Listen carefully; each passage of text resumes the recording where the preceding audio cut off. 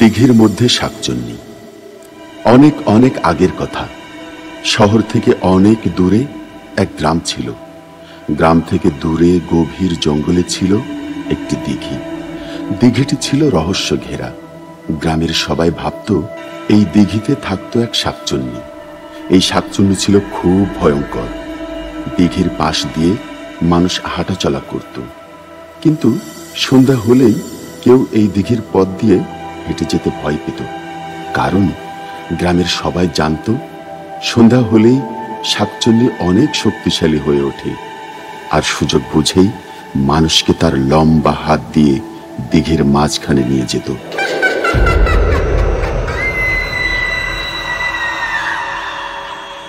একবার কাউকে এই দিঘির মাঝখানে নিয়ে গেলে সে আর কখনো ফেরত আসতো না। শাকচুন্নির এমন ভয়াবহ কাণ্ডে গ্রামের সবাই খুব ভয়ে থাকত, কারণ শাকচুন্নির সুযোগ পেলেই তার ভয়ঙ্কর থাবা থেকে কেউ রেহাই পায় না। একবার এই গ্রামে শহর থেকে বেড়াতে আসে এক নবদম্পতি। তারা সবেমাত্র বিয়ে করেছেন, এসেছেন গ্রামের বাড়িতে বেড়াতে, গ্রামের মনোমুগ্ধকর পরিবেশ দেখতে। এক রাতে শাকচুন্নি এদের দেখে ফেলে।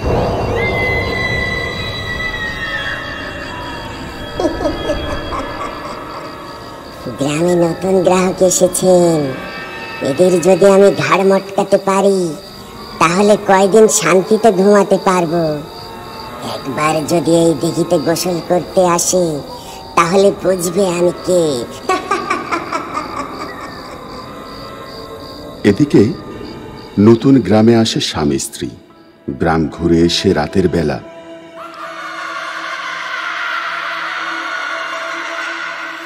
বাইরে আজকে কি সুন্দর চাঁদের আলো। ঠিক বলেছ। আসলেই অনেকদিন পর গ্রামে এসে আমারও খুব ভালো লাগছে। এই, তোমার গ্রামের বাড়ি এত সুন্দর আগে বললে না তো? আগে বললে তো সারপ্রাইজ নষ্ট হয়ে যেত। শুনেছি তোমাদের গ্রামে নাকি একটি দিঘি আছে।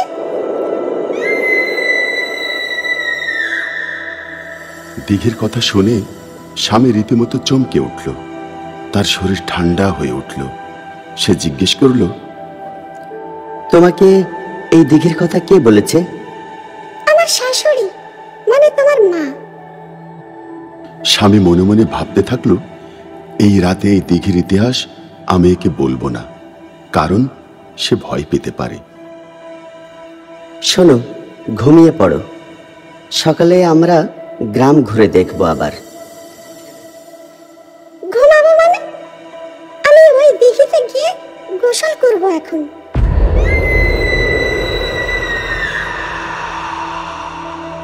বউয়ের কথা শুনে স্বামী রীতিমতো ভয় পেয়ে গেল। সে বলল, তুমি কি পাগল হয়ে গেছো? কি সুন্দর চাঁদের আলো, তুমি আমাকে নিয়ে চলো না। তুমি জানো না এই রাতে দিঘিতে যাওয়া যাবে না। কেন? চলো যাই। এই দিঘির ভয়ঙ্কর রূপরেখার কথা বললে হয়তো ও ভয় পেয়ে যেতে পারে, আবার না নিয়ে গেলেও তো আরেক রাগ করবে। আচ্ছা, বাহির থেকে একটু ঘুরিয়ে নিয়ে আসি, শাকচুন্নির কাহিনী ওকে বললে হয়তো ভয় পেয়ে যাবে। আচ্ছা চলো যাই, তবে সাথে একটা ম্যাচ নিয়ে নি। না, এমনিতেই বলছি, যদি পথে কোনো অসুবিধা হয় তাহলে ব্যবহার করা যাবে। স্বামীর কথা শুনে বউ একটি ম্যাচ নিয়ে বের হয়ে গেল। বউ জামাই ঘর থেকে বের হয়ে গেল।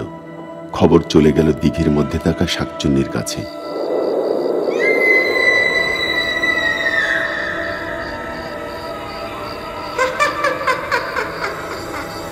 কতদিন মানুষের ঘাড় মটকাই না, নতুন নতুন আসবে, আমি তার ঘাড় মটকাবো।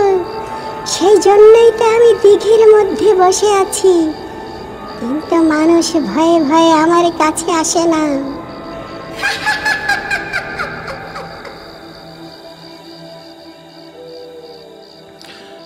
এদিকে বৌজামাই রাস্তায় হাঁটা শুরু করে দিয়েছে। চারিদিকে শুধু নীরবতা, জোনাকি পোকা ডাকছে, আর চারিদিকে অন্ধকার আর অন্ধকার। এই রকম পরিবেশ দেখে আচ্ছা, চারিদিকে এরকম নীরবতা কেন? গ্রামের মানুষ তাড়াতাড়ি ঘুমিয়ে যায় তো, তাই। এদিকে শাকচুন্নি এদের কথা শুনে দূর থেকে বলে,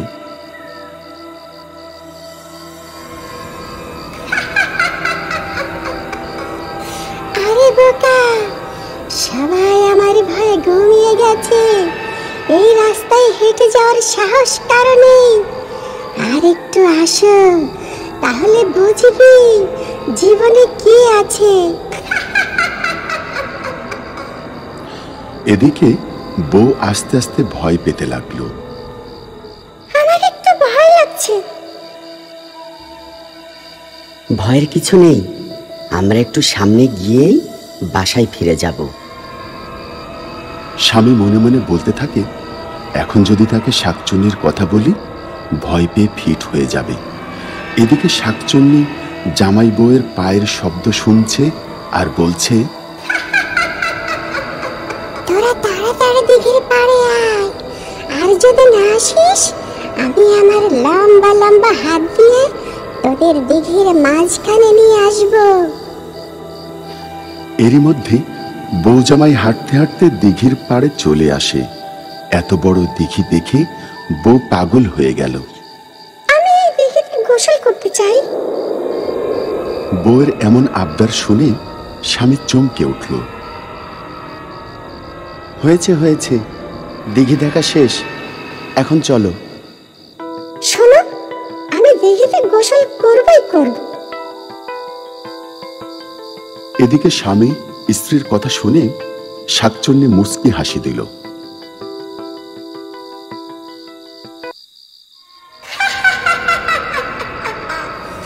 বউ জামাই মরণের আগেও ঝগড়া করে, এতদিন শুনেছি, এখন দেখলাম। কর কর, যা পারিস তাই কর, তোদের শেষ সময় ঘনিয়ে এসেছে।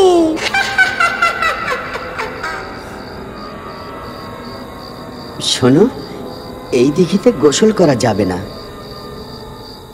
কিন্তু কেন? এই কথা বলতে না বলতেই শাকচুন্নি একটি কাঁচা মাছ তুলে মারল বউয়ের গায়ে। ওরে মারে, ওরে বাবা রে, এত বড় জ্যান্ত মাছ আমার গায়ে কোথা থেকে এলো? ইতিমধ্যে জামাই টের পেয়ে গেল। সে মনে মনে ভাবতে লাগলো, এটা অবশ্যই শাকচুন্নির কাজ। আমাকে বাঁচাও, আমাকে তাড়াতাড়ি বাসায় নিয়ে চলো। এ কথা শুনে শাকচুন্নি পানি থেকে উঠে বলে উঠল, তুই আর বাসায় যেতে পারবি না। হঠাৎ করে এই রকম ভূত আকৃতির জিনিস দেখে বউ রীতিমতো হতবাক হয়ে গেল। বউয়ের এই রকম অবস্থা দেখে স্বামী উত্তর দিল, শোনো, আমাদের ক্ষমা করে দাও, আমরা চলে যাই। তোদের কোনো ক্ষমা নাই। আমরা সবেমাত্র বিয়ে করেছি, তুমি আমাদের ছেড়ে দাও। কতদিন মানুষ খাই না, আমার ভয়ে কেউ এই দিঘিতে আসে না, তাই আমি কারো ঘাড় মটকাতে পারি না। বহুদিন মানুষের মাংস খাই না, তোমরা এইখানে এসো, আমার খুব উপকার হবে। এখন বলো, আমি তোমাদের কিভাবে খাবো? এমন কথা বলো না, তুমি আমাদের ছেড়ে দাও। আমি যারে ধরি ঘাড়ে মটকিয়ে খাই, কোনো অনুরোধ কাজ হবে না। এদিকে বাসায় বউ জামাইকে না দেখে তাদের বাসায় সবাই চিন্তায় পড়ে যায়। এদিকে তার জামাইয়ের বাবা চিন্তায় পড়ে যায়।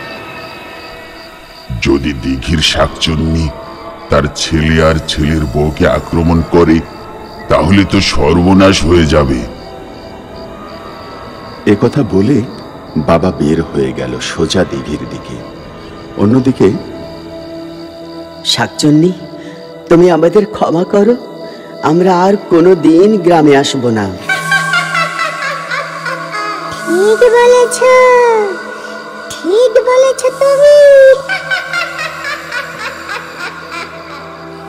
তুমি আর কোনোদিন এই গ্রামে থাকবে না, আমি সেই ব্যবস্থা করতে যাচ্ছি। একথা বলে শাকচুন্নি দিঘির মাঝখান থেকে তার লম্বা লম্বা হাত দিয়ে সামনের দিকে হাত বাড়ালো। এমন দৃশ্য দেখে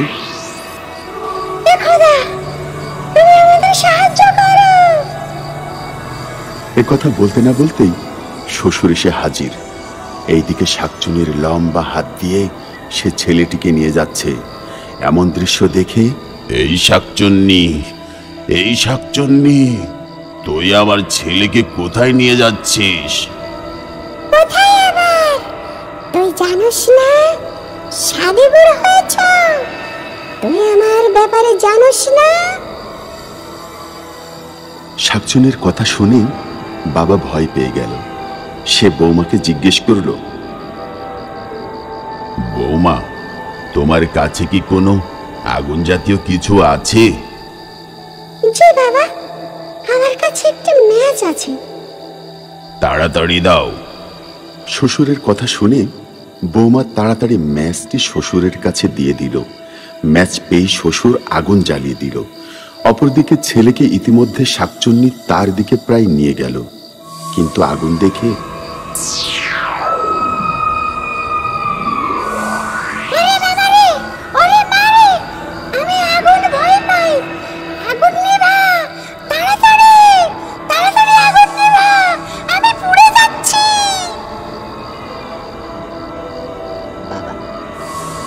তোকে এই আগুন দিয়ে পুড়িয়ে মেরে ফেলবো। তাড়াতাড়ি আমার ছেলেকে ছেড়ে দে। ছেড়ে দিচ্ছি, ছেড়ে দিচ্ছি।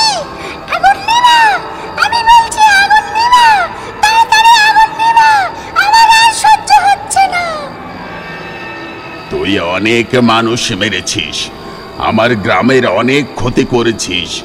তোর জন্য গ্রামের কোনো মানুষ রাতে ঠিক মতো ঘুমোতে পারে না। আমরা যদি আগে জানতাম আগুনে তুই ভয় পাস, তাহলে তো বহু আগেই তোকে পুড়িয়ে মেরে ফেলতাম। এই নে তোর ছেলে, ছেড়ে দিলাম। এইবার বলছি আগুন নিভা, আগুন নিভা। ছেলেকে কাছে পেয়ে বাবা খুশি হয়ে গেল, আর একটি ম্যাচের কাঠের আগুন শাকচুন্নির দিকে ছড়ে মারল। আর এই আগুনে শাকচুন্নি কুপোকাত হয়ে গেল। পরের দিন থেকে গ্রামবাসী নিরাপদে আবার গ্রামে বসবাস করতে শুরু করল।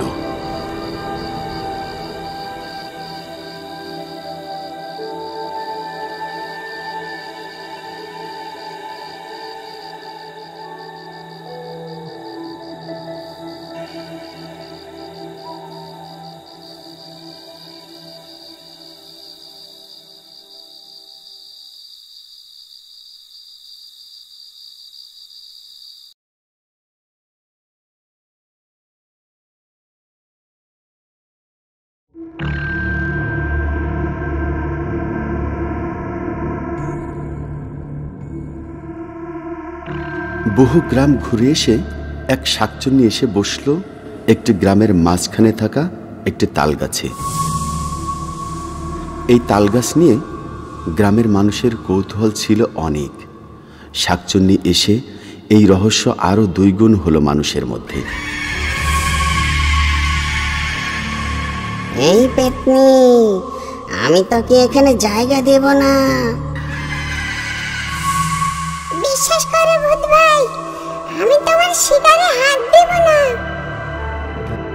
এমনিতেই গ্রামের মানুষ আমার জ্বালায়, অতিষ্ঠ করে, আবার উনি এসেছে। আমি তোমার মতো কাঁচা জিনিস খাই না, আমি শুধু খাই ডিম। আমি কাঁচা ডিম খাই, কখন যে খাই মানুষ টেরও পায় না। এইটা আবার কেমনে সম্ভব? পেতনি আবার কাঁচা ডিম খায় কিভাবে? সেই গল্প তোমাকে আমি বলবো, আগে তোমার পাশে বসতে দাও। আচ্ছা, এত করেই যেহেতু বলছো, আসো দেখি তোমার গল্প শুনি। তাহলে শোনো, মুরগি যখন রাতে ডিম পাড়ে, মানুষ মুরগির ডিম আনতে সকালে যায়, কিন্তু আমি তার আগেই ভোর রাতে আজানের একটু আগেই আমার এই লম্বা হাত দিয়ে ডিমগুলো নিয়ে খেয়ে ফেলি। এই আমার বিশ্বাস হচ্ছে না, কারণ তুমি যখন হাত বাড়াও তখন মুরগি জোরে জোরে চিৎকার দেওয়ার কথা, আর সে সাথে মানুষও জেগে ওঠার কথা।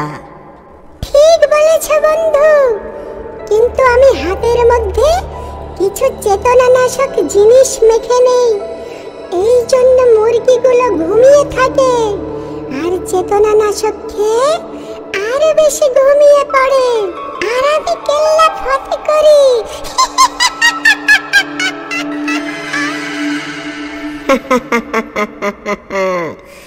তুমি তো দেখি আমার চাইতেও বড় শয়তান। শয়তানি শয়তানি খালাতো ভাই, চলো আমরা জলদি খাই। উহু, আমার কি যে মজা লাগছে, এতদিন পরে একজন ভালো বন্ধু পাইছি।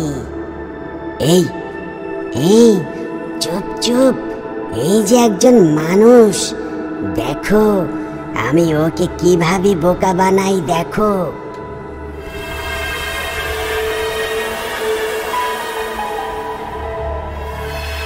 কি আনন্দ আকাশে বাতাসে, আহা কি আনন্দ আকাশে বাতাসে। কতদিন মাংস খাই না, আজকে মাংস খাবো আর মজা পাবো। গাছ থেকে হাত বাড়িয়ে লোকের মাথার থলে থেকে টুপ করে মাংস নিয়ে নিল ভূত। কি ব্যাপার, হঠাৎ করে একটু হালকা হালকা লাগছে কেন? দেখি তো থলেটা মাথা থেকে নামাই।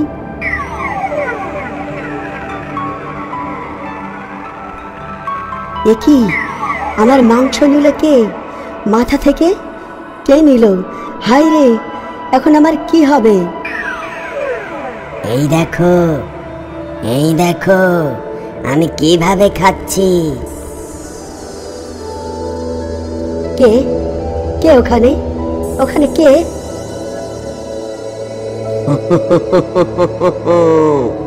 আমি ভূত, দেখো আমি তোর মাংস খাচ্ছি, একটু পরে তোর ঘাড় মটকায় খাবো। এই তো দেখি তাল গাছে থাকা ভূত, বাঁচাও বাঁচাও, আমারে কেউ বাঁচাও। এই কথা বলে মানুষ দৌড় দিল।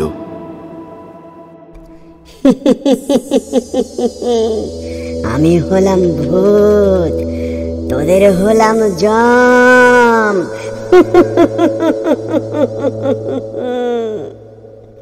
তুমি তো দেখি একটা আস্ত শয়তান, মানুষকে হয়রানি করার ওস্তাদ।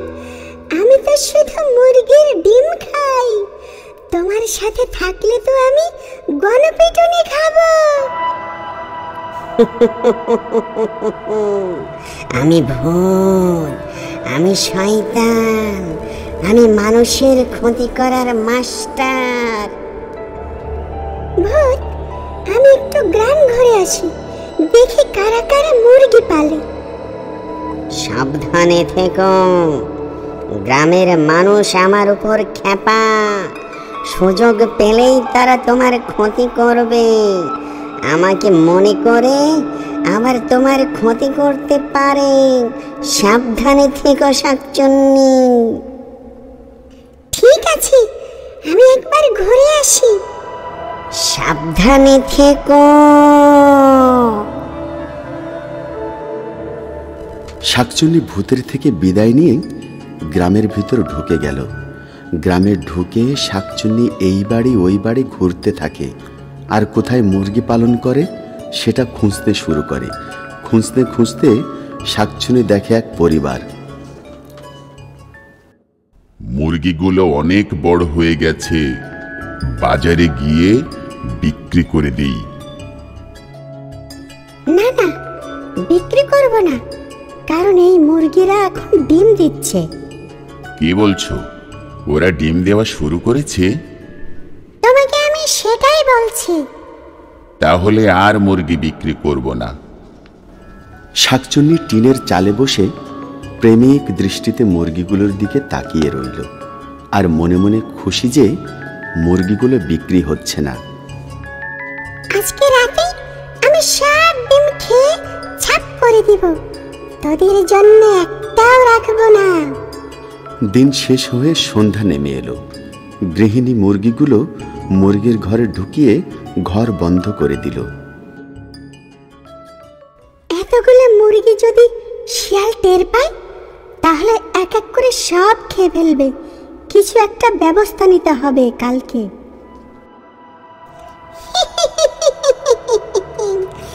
এই যে মুরগি ঘরে ঢুকে গেছে, একটু পরেই ডিম পাড়বে আর আমি খাবো। রাত গভীর হয়ে গেছে, ভোর হতে কিছুক্ষণ বাকি। এই সুযোগে এখনই উপযুক্ত সময় মুরগির ঘর আক্রমণ করার। এই কথা বলে মুরগির ঘরের দিকে শাকচুন্নি তার হাত বাড়িয়ে দিল।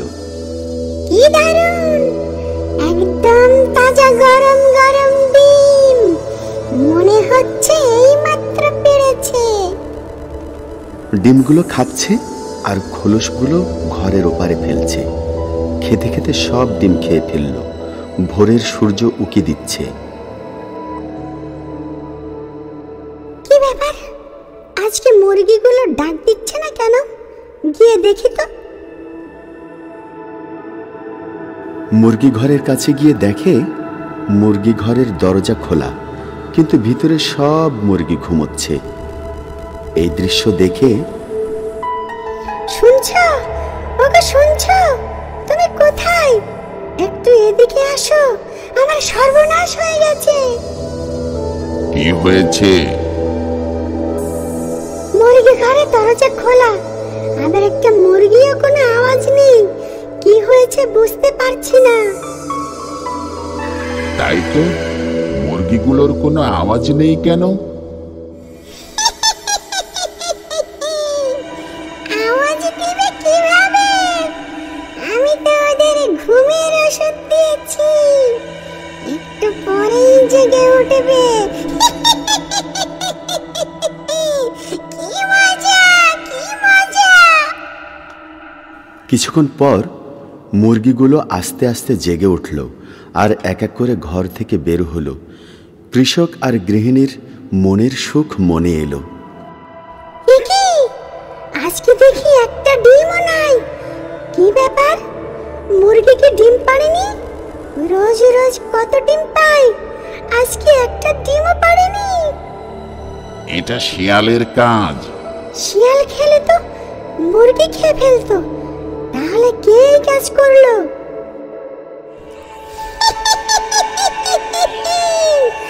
আমি করেছি, বোকা গৃহিণী, আমি করেছি। বাড়ির পেছন থেকে কুকুরের ঘেউ ঘেউ শব্দ শোনা যাচ্ছে। ঘরের পিছনে কি হয়েছে? কুকুর এইরকম ঘেউ ঘেউ করছে কেন? গিয়ে দেখি। একেলা হে কাণ্ড! এইখানে এত ডিমের খোসা কোথা থেকে এলো? শুনছো? এইদিকে দেখো, এসে এসো। কি কাণ্ড! এখানে ডিমের খোসা কোথা থেকে এলো? গাছে বসা শাকচুন্নি চিন্তায় পড়ল। এখন যদি ওরা টের পেয়ে যায়, বরং আমি এখান থেকে চলে যাই, রাতে আবার আসবো। শাকচুন্নি উড়ে উড়ে ভূতের কাছে চলে গেল। কি ব্যাপার, একদিনে চেহারা সুন্দর হয়ে গেছে? ভাই, ডিম আর ডিম, গরম গরম ডিম। মুরগি ডিম পাড়ে আর আমি নিয়ে নিয়ে খাই, কি যে মজা! চলে এলে কেন? তোমাকে দেখতে এলাম। এদিকে কৃষক আর কৃষকের বউ মাথায় হাত দিয়ে বসেছে। আর পাশ দিয়ে হেঁটে যাচ্ছিল একজন পথিক। কি হয়েছে? তোমরা এইখানে এইভাবে বসে আছো কেন? আর বলো না, কে যেন আমার মুরগির ডিমগুলো খেয়ে এইখানে খোসাগুলো রেখে গেছে। ভারী সর্বনাশ, ভারী সর্বনাশের কথা। কে এই কাজ করতে পারে? আমরা সেই কথাই ভাবছি। বলো না, আমিও ওই দিন মরতে মরতে বেঁচে ফিরেছি। তোমার আবার কি হয়েছে? আরে ওই দিন বাজার থেকে মাংস কিনে বাসায় ফিরছিলাম। পথে তাল গাছে থাকা ভূত আমার মাংসগুলো খেয়ে ফেলেছে। খেয়েছে তো খেয়েছে, উল্টো আমার ঘাড় মটকাইতে চেয়েছে। কি ভয়ানক কথা! মনে পড়ছে ওই ভূতের সাথে এক ডিম খাওয়া শাকচুন্নিকেও আমি দেখছি মনে হচ্ছে। এইটা শাকচুন্নির কাজ। এদিকে ভূত শাকচুন্নিকে বলছে, তুমি তো ভালোই আছো, আমি তো খিদের যন্ত্রণায় মরছি। গ্রামের লোকেরা কেউ আর এই তাল গাছের নিচ দিয়ে যাচ্ছে না। তুমি এক কাজ করো, আজকে রাতে আমার সাথে গ্রামে চলো, মনে হচ্ছে তোমার একটা ব্যবস্থা হবে। এদিকে কৃষক ও কৃষকের বউয়ের ভাবনা সত্য হতে পারে ব্যাপারটা। আমার মনে হয় এইটা শাকচুন্নির কাজ, কিন্তু কোনো একটা উপায় বের করতে হবে। চলো আমরা আজকে রাতে পাহারা দিই, আসলে কে এই কাজ করেছে। এদিকে শাকচুন্নি আর ভূত ইতিমধ্যে টিনের চালে উঠে বসল। অন্যদিকে কৃষক, কৃষকের বউ আর ওই লোক এই তিনজন মিলে পরিকল্পনা করল তারা কি করবে। সন্ধ্যা নেমে এলো। আমার মাথায় একটা বুদ্ধি আসলো। তুমি যে ডিম খাবে, মাঝে মাঝে একটা আস্ত মুরগিও নিয়ে আসবে। এতে করে তুমি ডিম আর আমি মাংস খাবো, খুব মজা হবে।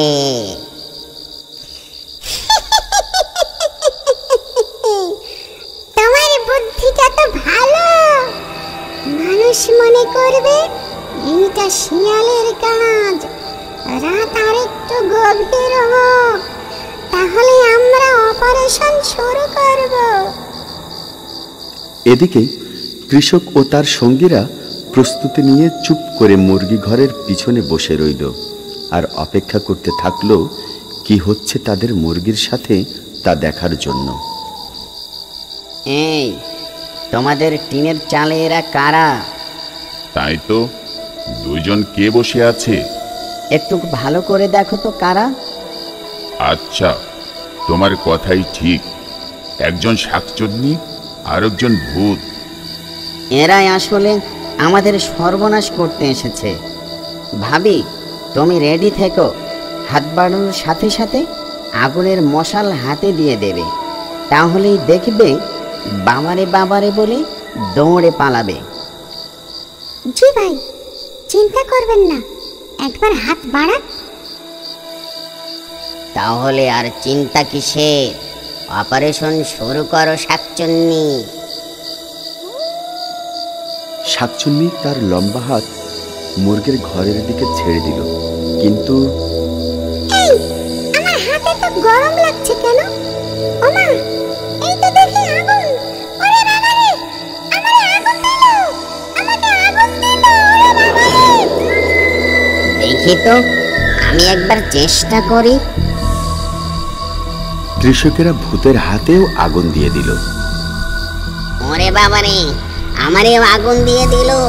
ওরে বাবারে, এই শাকচুন্নি, তুই আমারে এইখানে পরিকল্পনা করে এনেছিস। আজকে তোর একদিন কি আমার একদিন। একথা বলে শাকচুন্নি আর ভূত তুমুল ঝগড়া আর মারপিট শুরু করলো। নিজেরা নিজেরা ঝগড়া করে ওরা দুইজন দুই গ্রামে চলে গেল। আর এই গ্রামের লোকেরা শাকচুন্নি আর ভূতের অত্যাচার থেকে রেহাই পেল।